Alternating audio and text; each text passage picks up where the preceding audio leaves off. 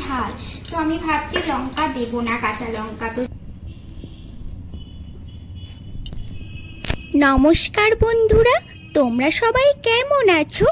আশা করি ভালোই আছো, আর আমিও বেশ ভালো আছি তোমাদের ভালোবাসা নিয়ে। তো চলো, সকাল সকাল ব্লগ নিয়ে হাজির হয়ে গেছি। আজকে না শনিবার, আর শনিবার এখন ঘড়িতে বাজে 10টা 20। বড়মশাইকে খেতে দিয়ে দিয়েছি ডিম পাউরুটি। দুটো ডিম ভেঙে বানিয়ে দিলাম ডিম পাউরুটি। তো চলো, বড়মশাই এটাই খেয়ে যাবে স্কুল, আর খেয়েছে 1 কাপ চা। কি বলো তো, শনিবার তো বড়মশাই আজকে খুব তাড়াতাড়ি স্কুল থেকে চলে আসবে, প্রায় 2টোর আগেই চলে আসে, আর কোনোদিন 2টোর সময়েও আসে। কি বলো তো, শনিবার দিন না ভাত খেয়ে স্কুলে যায় না, যেহেতু এসে খায় ওই রুটি পরোটা চিড়ে মুড়ি এইগুলোই খেয়ে যায়। মুড়ি খুব একটা খায় না, তো রুটি পরোটা এগুলোই বেশি খেয়ে যায়। আর জানো তো, আর বরকে বলেছিলাম, জানো তো বাজারে এক ধরনের শাক পাওয়া যায়। কি শাক সেটা কিন্তু আমি নাম জানি না, তুমি এনো না ওই শাকটা। বরমশাই বলল, হ্যাঁ আনবো, আমিও দেখেছি, কিন্তু কিভাবে রান্না করে খেতে হয় জানো তো? আমি বললাম শিখে নেবো, চিন্তা করো না।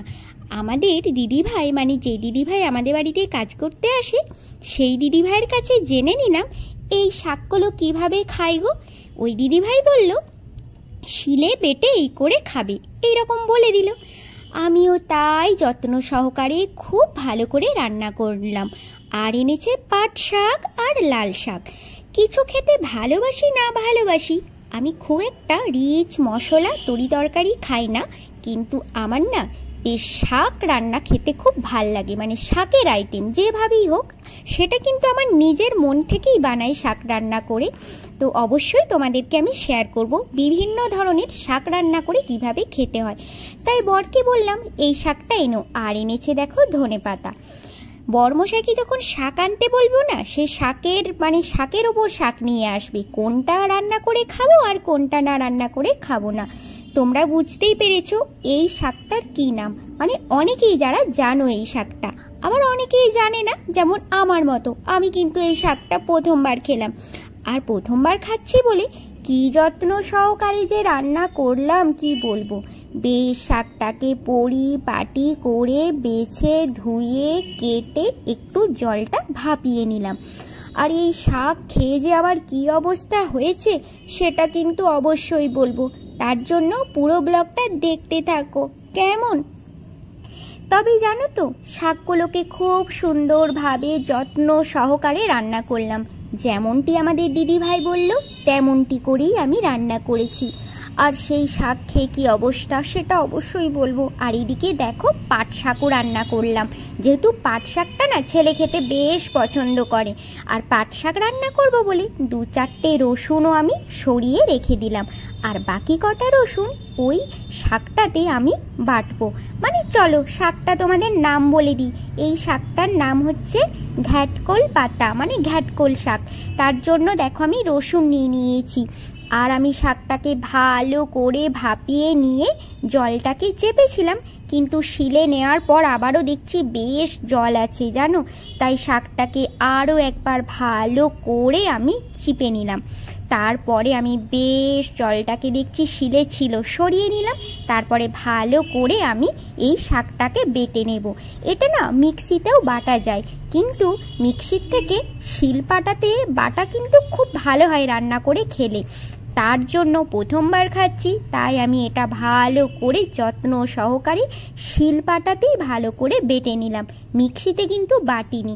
এইদিকে চলো শাকটাকে বেটে নিই। সেই শাক বাটা রান্না করে খেয়ে যা আমার অবস্থা সে আর কি বলবো।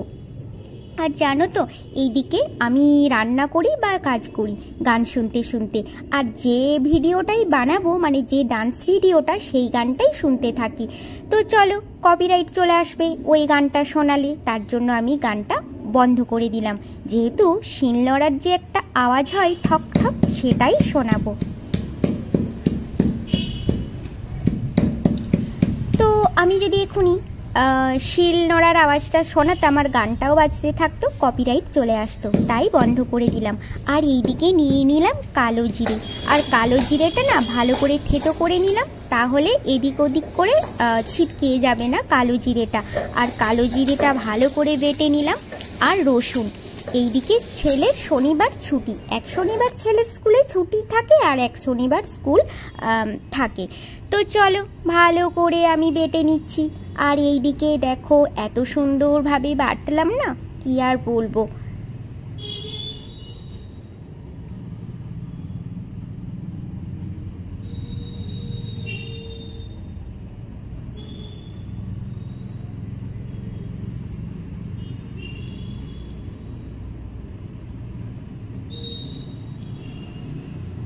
তবে আমি কাঁচা লঙ্কা দিইনি, শিলে আর কি কাঁচা লঙ্কা বাটিনি, তোমরা চাইলে কাঁচা লঙ্কা দিতে পারো। আর কি বলো তো, এই শাক রান্নাটা খেয়ে আমার এত গলা চুলকাচ্ছিল না, কি বলবো। আমার কিন্তু বিশেষ খুব একটা এই শাকটা খেতে একদমই ভালো লাগেনি, যেহেতু ভীষণ গলা চুলকাচ্ছিল। আর এটা কিন্তু আমি খাবও না। তবে অনেকেরই এই শাকটা ভালো লাগে, তবে যারা বনো ওল খায় ভাতের সাথে তাদের যেহেতু গলায় লাগে না, তাদের ভালো লাগবে। আর আমি না বনো ওল খাই না, মানে গলায় ভীষণ চুলকায়, তার জন্য আমি এই শাকটাও না খেতে পারলাম না। কি জানো তো, এত পরিপাটি করে রান্না করলাম, তাই ভিডিও করে তোমাদেরকে দেখালাম। তো চলো, টাটা।